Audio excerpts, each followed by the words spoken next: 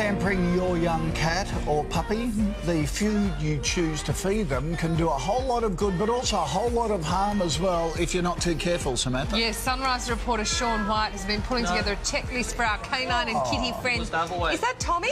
No, this isn't Tommy, but it looks like my kitten. Basically, I'm auditioning for a kitten ad. Can you see? It looks like it. Look, kittens like this, they need good nutrition. They're from the RSPCA, so they are up for adoption. So the basic thing to look for, though, is you've got supermarket food, you've got vet food, you've got pet retailers. There's so much on offer, but here are the key tips from the experts of what you should be careful of. Here we go.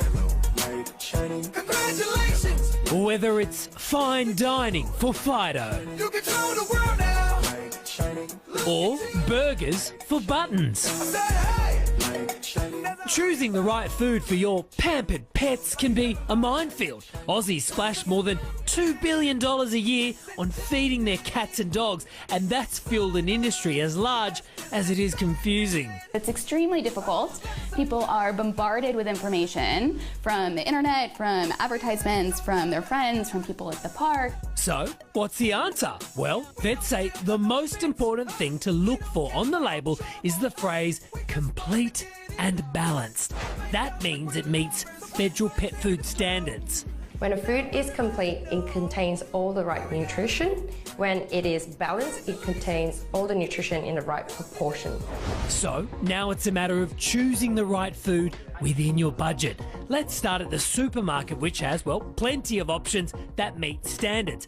But you need to avoid labels containing garlic and onion, which some do, and make sure you're choosing food which matches your pet's life stage. For example, if you have a kitten, make sure you choose a kitten diet.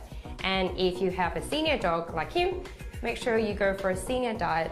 Vets are another big pet food retailer. Their range can be larger. You're going to need this for his teeth. You're going to need this because he's a neutered young male.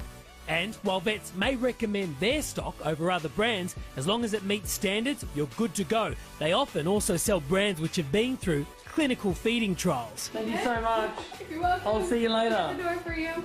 Well, another big pet food retailer, Specialised Pet Food Stores. The range is big, as is the price difference. And the good news here is you can expand your pooch's palate. But make sure it's only with quality products. Some can contain hidden nasties. You should check the safety of a product with your vet first. There are some safety concerns with certain treats, for example, and certainly with pet mints and pet meat.